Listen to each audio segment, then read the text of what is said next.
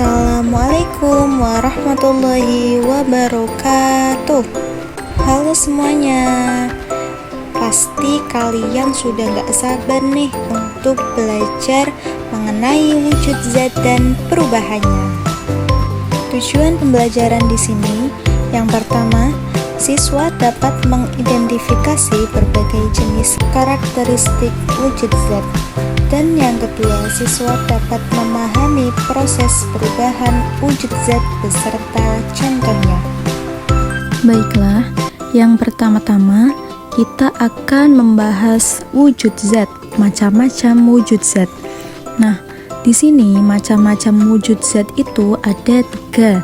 Yang pertama ada wujud padat, yang kedua ada cair, dan yang ketiga ada wujud gas. Yang pertama ada wujud padat. Nah, pada wujud padat ini bentuk maupun volumenya itu akan tetap atau tidak berubah. Jadi ketika wujud padat ini akan kita pindahkan ke berbagai tempat, tidak akan merubah bentuk maupun volumenya. Contohnya di situ ada kursi dan papan tulis. Yang kedua yaitu wujud zat cair. Nah, kalau wujud zat cair ini bentuknya akan berubah, volumenya tetap. Misalnya ketika kita memindahkan sebuah air ke dalam wadah gelas, maka volumenya akan tetap, tetapi bentuknya berubah menyesuaikan wadah yang digunakan. Yang ketiga ada wujud gas. Nah, pada wujud gas ini bentuk maupun volume itu akan berubah-ubah.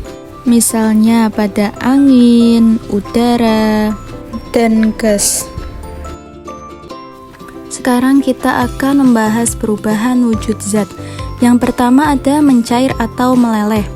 Zat padat berubah menjadi cair ketika dipanaskan sampai mencapai titik leleh atau mencair.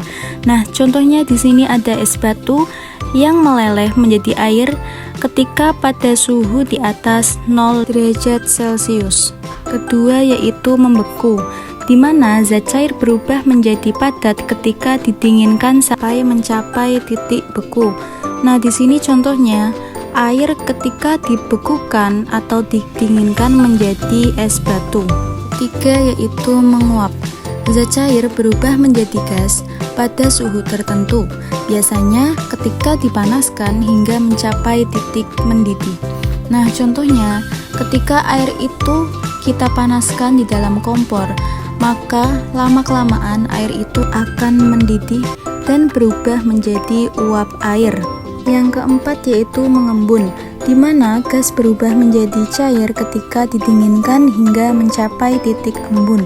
Contohnya biasanya ketika pagi hari kita melihat atau menemukan dedaunan yang mengembun. Itu disebabkan oleh udara yang mendingin dan berubah menjadi tetesan embun. Yang terakhir ada menyublim, yaitu di mana perubahan wujud dari padat ke gas. Contohnya, ketika kapur barus lama-kelamaan akan habis karena berubah menjadi gas yang menyebar ke udara.